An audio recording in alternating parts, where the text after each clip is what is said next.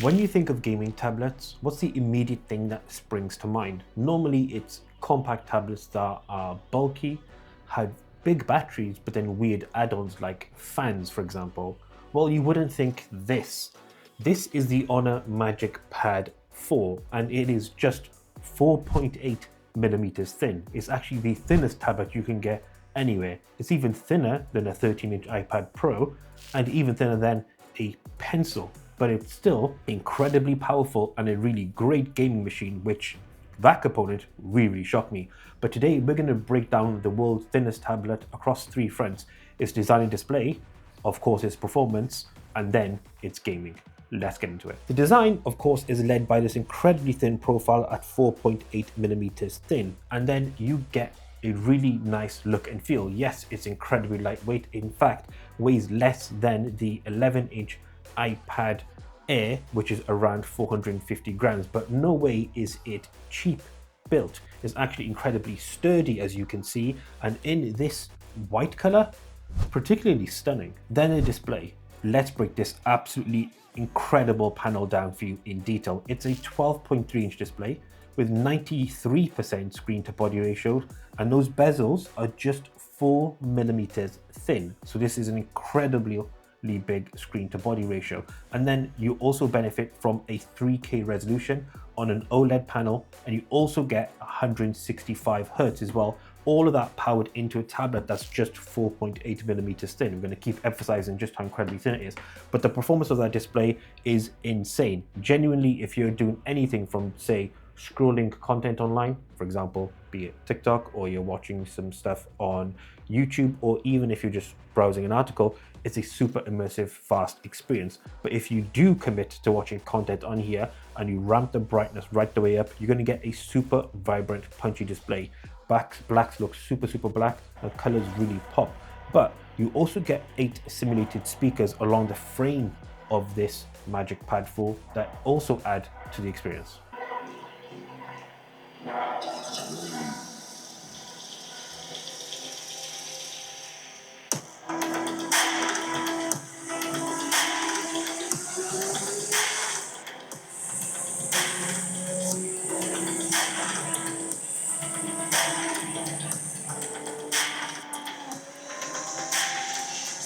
Then there's the vibrancy of the display. You actually get peak brightness here of 2400 nits. So using this at home or out and about in brighter areas, say hypothetically a coffee shop or on a train, if you're traveling and just consuming content, you're going to get great experience. But Honor's non-compromise has always been its Care technology to do with your eyes and its display. And here you still get the breakthrough tech of 5280 Hertz PWM dimming, which means less stress on the eyes when you're using this, say at nighttime or in darker areas. It'll also bring down to a lower resolution as well in darker settings. However, one odd quirk here, which we found out straight away when we set up this tablet, is there is no fingerprint sensor on this tablet, be it the display or on the power button that allows you to unlock it. So you're stuck with either your face or a pin/pattern, which is a pretty big omission for a tablet that costs around £600. Then there's the CPU. It's powered by Snapdragon's latest near flagship chipset, the 8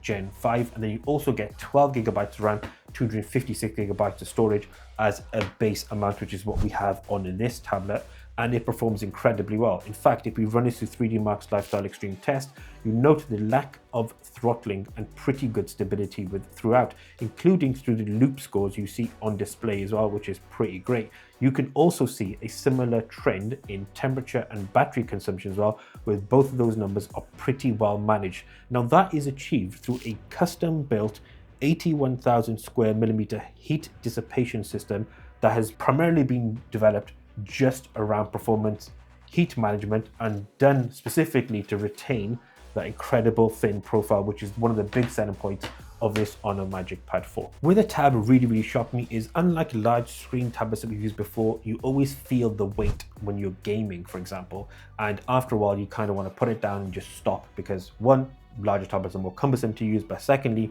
they can be weighty. Because this weighs so little and is so thin, it's actually easier to manage to play games. And if you did play games on here, things like Call of Duty Mobile, you'll get a really good, well-balanced graphical and FPS experience as well.